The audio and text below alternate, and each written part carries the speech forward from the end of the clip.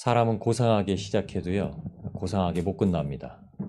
제가 아침에 나오는데, 차를 좀 이렇게 집 위편에 이렇게 대놓고 나오는데, 이제 시간에 맞춰서 이제 고상하게 딱 나왔죠. 차 문을 열려고 하는데 차 문이 안 열리는 거예요. 열쇠를 놓고 왔죠. 고상하게 아침을 출발했다가 막 헐레벌떡 들어가서 열쇠를 가지고 다시 이렇게 막 나와서 부랴부랴 나왔습니다. 여러분, 거위나 오리가 아주 수면 위에선 평안해 보여도 그 발은 쉬질 않습니다. 발을 늘 돌려야 떠 있을 수가 있고 또 다닐 수가 있습니다. 오늘 이스라엘 백성에게 1세대, 2세대에게 주님께서 말씀을 주시면서 이렇게 얘기하세요. 하나님의 말씀, 내가 너에게 주는 명령을 지킬 것인데 너희의 자녀는 보지도 못하고 알지도 못했다. 너희가 경험한 것, 오늘날 너희가 기억할 것, 하나님 여호와께서 어떻게 행하셨는지 보지도 못하고 알지도 못했지만 마음속에 두고서 절대 긴장을 늦추지 말아야 될 것, 이것에 대해서 얘기하십니다. 오늘 말씀을 먼저 잠깐 제가 요약을 해보면, 하나님께서 우리의 행복을 위해서 일하시니 우리는 마땅히 하나님을 사랑해야 합니다. 그것은 말씀에 순종하는 겁니다. 그러면 천국에서 영생할 것입니다. 혹시라도 다른 마음을 품고 사람의 뜻을 따라서 우상을 섬기려 하지 마세요. 천국이 보장되지 않습니다. 여러분, 천국은 하나님 편에서만 보장을 해 놓으신 겁니다. 구원을 받는 자의 입장에서는 보장되어진 게 아니죠. 우리가 천국을 보장할 수 있는 유일한 이유는 하나님의 부르신 사랑 때문입니다. 하나님의 사랑을 떠나서는요, 천국이 절대 보장되지 않습니다. 신명기 말씀에 보시면 천국에 대해서, 그리고 약속하신 땅에 대해서 이스라엘 백성들에게 말을 하실 때에 특별히 강조하시지 않는 것 같지만 어제부터 10장부터 11장에 다시 나오는 말씀이 있는데 바로 하나님을 사랑하라 하시는 말씀입니다. 쉐마 이스라엘, 신명기의 주제를 어떻게 우리가 말할까 하면은 신명기 6장 4절을 절수로 봅니다. 핵심 절수로 봅니다. 이스라엘에 들으라, 쉐마 이스라엘아. 그러면서 예수님께서 인용하신 말씀을 하죠. 하나님을 사랑하되 마음을 다하고 뜻을 다하고 힘을 다하여 사랑하라. 이 말씀을 주십니다. 그때 사랑하라. 하나님의 말씀, 계명을 지키는 것으로 마음을 다하고 힘을 다하고 뜻을 다하고, 사도들이, 복음서 저자들이 이 말씀을 들었을 땐 목숨도 다해라 이렇게 표현을 합니다. 여러분, 듣는 것이 목숨을 다할 일이라는 거예요. 이 듣는 것은 하나님의 말씀을 들어서 그것을 지키려고 하는 것에선 목숨을 걸어야 된다는 겁니다. 애들 수능 볼 때 고3만 되면 목숨을 겁니다, 진짜. 네, 18년 동안 공부를 그냥 좀 쉬엄쉬엄 하다가도 고3 수능 보기 전에는 목숨을 겁니다. 그들이 지금까지 듣고 배웠던 것, 그것을 지켜서 행하는 그 장소에 나아가기 위해서 그렇게 합니다. 그 말씀을 오늘도 우리에게 주십니다. 쉐마 이스라엘에게 요구하시는 목적이 오늘 분명하게 하나님께서 말씀하고 계십니다. 그래서 10장 12절에도 그렇게 어제 말씀했습니다. 그리고 연이어서 오늘 1절에 그리고 13절에 말씀하고 있습니다. 하나님 여호와를 사랑하여 하나님께서 주신 명령을 항상 지켜라. 항상 지켜라 이렇게 말씀하시고 13절에는 하나님 여호와를 사랑하여 마음을 다하고 뜻을 다하여 섬겨라. 명령을 항상 지키는 것은 섬기는 것, 이렇게 얘기하십니다. 여러분, 하나님은 사랑이시죠. 하나님은 그 성품 자체가 사랑이십니다. 모든 사랑의 원천이 하나님이세요. 우리가 사랑하는 일들이 하나님을 거치지 아니하고는, 하나님을 알지 아니하고는 나오질 않습니다. 그러니까 저희가 뉴스에서 보는 많은 사건들을 통해서 알 수 있는 거예요. 야, 어떻게 인간이 저럴 수 있나? 어떻게 사람이라면 저럴 수 있나? 짐승만도 못하다.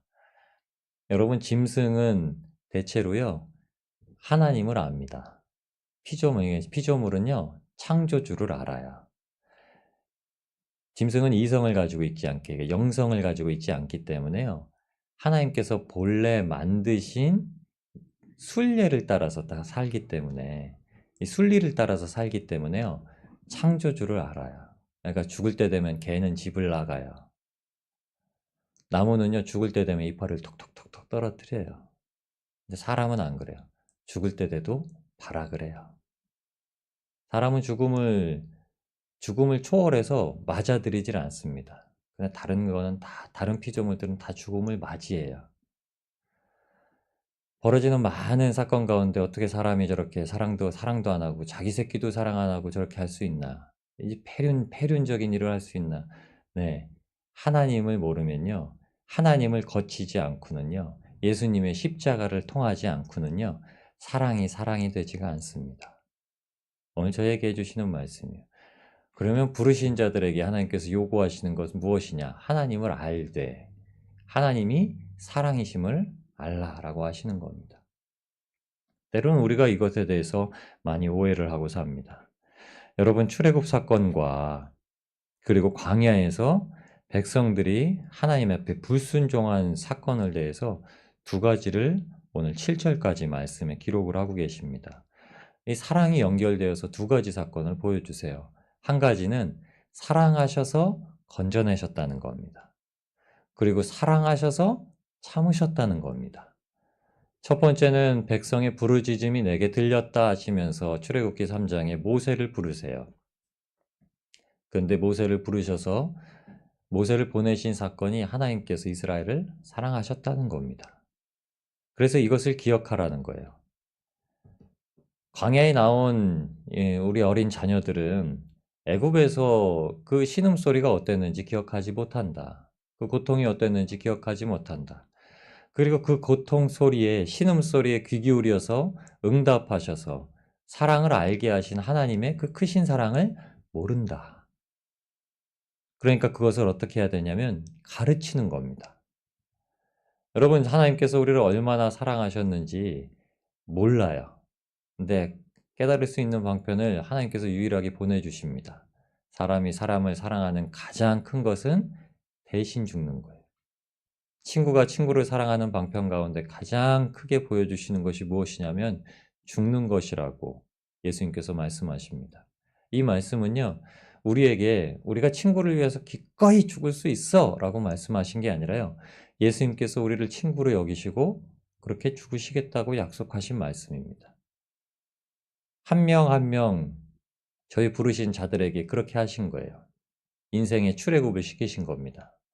인생의 험악한 세월, 애굽에서 신음하면서 종로로 타던 그 세월을 벗어나게 하시고 견디신 겁니다. 이게 로마서의 사도 바울이 눈을 뜨고 주님을 맞이하고 깨달아서 로마에 있는 형제들에게 보낸 편지에 있는 말입니다. 그런데 그 편지의 내용은 로마에 있는 형제들에게 깨달아라 주시는 말씀이 아니라요, 형제들아, 우리가 그렇게 사랑해서 스페인까지 가자, 이 말입니다. 사도 바울이 서버나라고 표현되어 있는 스페인까지 가서 형제들에게 이 사랑을 증거하고 복음을 전하고 예수님을 드러내야겠다 하고 가야 될 계획을 세운 길에 로마를 거쳐가기를 원했다고 하면서 로마에 있는 자들에게 죄에 대해서, 의에 대해서, 그리고 유대인도 아니요, 이방인도 아니요, 하나님의 부르신 뜻으로 그것까지 가야 된다라고 하신 겁니다. 그 사랑 하나입니다. 사도 요한은 표현하기를요, 요한일서 4장 19절에 우리가 사랑함은 그가 먼저 우리를 사랑하셨습니다. 여러분, 주님께서 우리를 사랑하셨기 때문에 우리의 사랑이 나온다고 하는 거예요. 그것을 오늘 우리에게도 말씀하고 계십니다. 근데 이 사랑을 말씀하시면서 불순종을 언급하시고 원망하고 다투는 사건, 이 사건에 대해서 유일하게 딱 한 가지만 본문에 기록을 해놓습니다. 많은 사건이 있었거든요. 모세를 원망하는 사건도 있었고, 하나님을 원망하는 사건도 있었고, 불평한 사건도 있었고, 배고프다, 고기 못 먹었다고 하는 얘기도 있었고, 그런데 유독 당지은 얘기를 본문에 기록을 하십니다. 여러분, 오늘 본문 말씀에 6절부터 시작하시는 말씀은 다단과 아비람에게 하신 일입니다. 원래 저희가 민수기를 보시면 고라와 다단과 아비람 이렇게 세 부류에 대해서 나오죠. 근데 고라의 이름이 빠집니다. 여러분, 고라 족속은 하나님을 찬송한 족속이에요. 고라 족속은 안 죽습니다. 고라 족속은 하나님이 살려놓으세요. 그래서 마지막에 고라에게는 하나님께서 영광을 찬송을 받으십니다.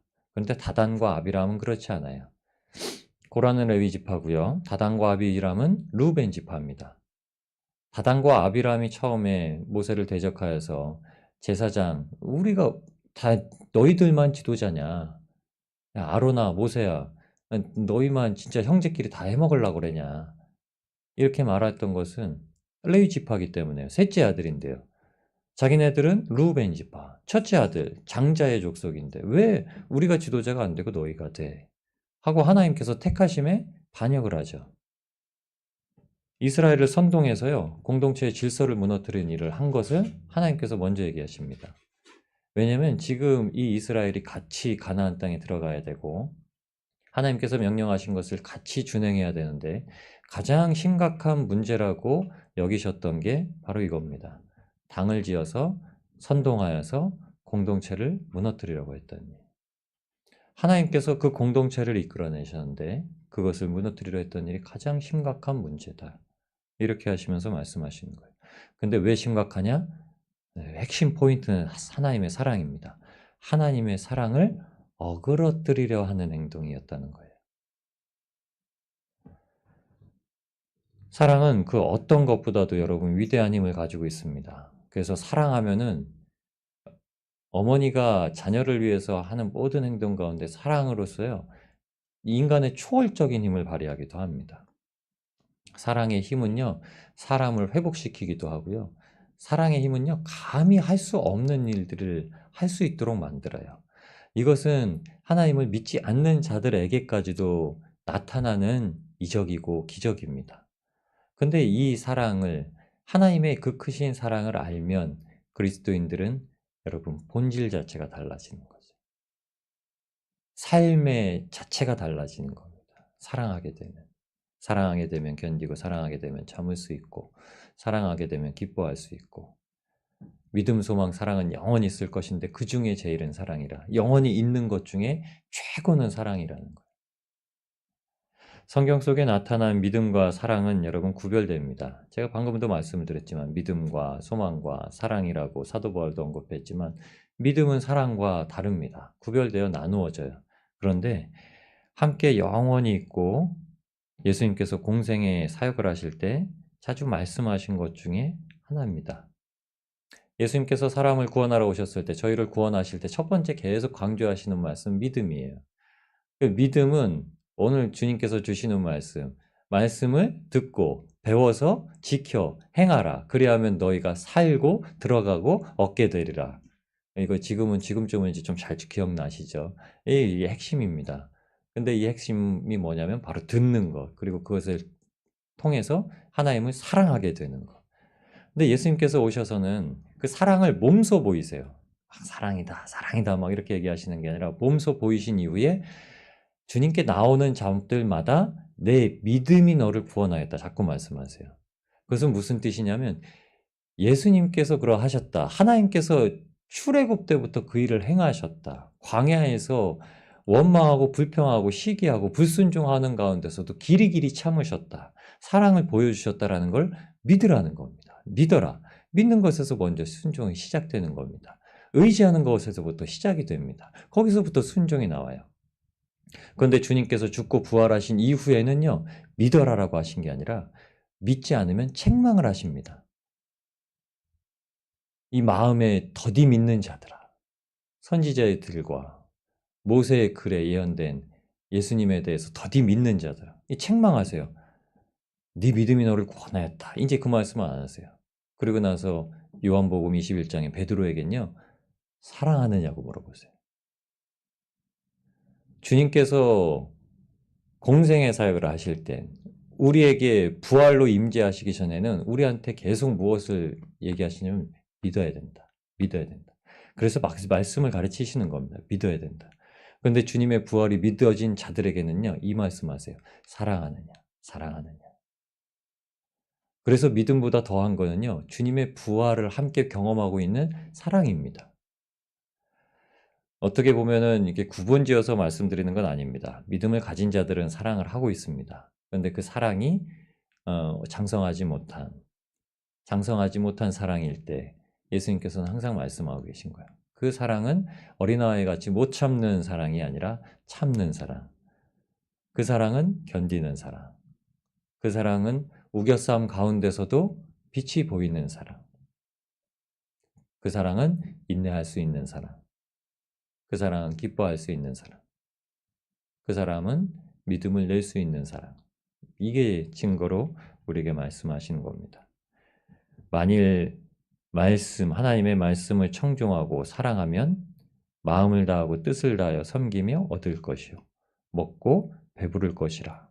라고 13절에 얘기합니다.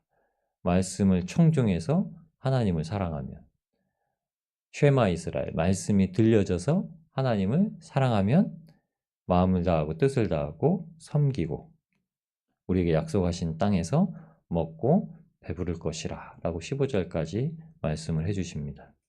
근데 이 하나님의 약속은요, 일시적인 게 아닙니다. 우리가 살아가고 있는, 나그네로 살아가고 있는 이 땅에서 일시적으로 표현해 주시는 사랑, 그게 아니라 영구적으로. 그래서 오늘 본문 말씀을 보시다 보면요, 이 말씀을 몇 번 보실 겁니다. 1절에 항상 지키라고 말씀을 하시고, 우리에게 주신 날이 9절에는 장구하리라고 말씀하시고요. 그리고 12절에도 하나님 여호와의 눈이 항상 연초부터 연말까지 우리 위에 있다고 말씀을 하세요. 하나님은 한시도 우리와 떨어져 계시려고 생각하지 않으시고 그 베푸신 사랑을 거두시려고도 하지 않으십니다. 근데 그것을 통해서 계속 말씀하고 계신 거죠. 애들이 부모님 이야기가 잔소리같이 들리지만요, 잔소리가 아니라 사랑이라는 걸 알 때는 마음이 바뀌어지는 거죠. 그러시면서 16절, 17절 이 두 절에는 지금까지 말씀하셨던 것에 대해서 굉장히 조심하게 삼가야 된다라고 말씀하세요. 너희는 스스로 삼가라. 두렵건대 마음에 미혹하여 돌이켜라고 하죠. 우리가 죄에서 돌이켜서 하나님을 따랐는데 그 부르심을 받아서 출애굽해서 약속의 땅으로 가고 있는데 다시 그 하나님께로 향한 마음이 돌이켜서 세상으로 돌아가면, 예수님께서는 이거를요, 일곱 귀신 들어오는 비유로 하셨습니다. 주님을 잘 섬기고 그 사랑에 머물러서 하나님 사랑하는 마음을 잘 가지고 있다가 다시금 어떤 상황이 보여져서 하나님의 사랑은 잊어버리고 세상에 있는 일들이 다시금 우리 마음 가운데 차면 그것으로 인해서 스스로 삼가지 못하면 미혹하여서 다른 신들을 섬기고 그것을 절하게 된다라고 말씀하시죠.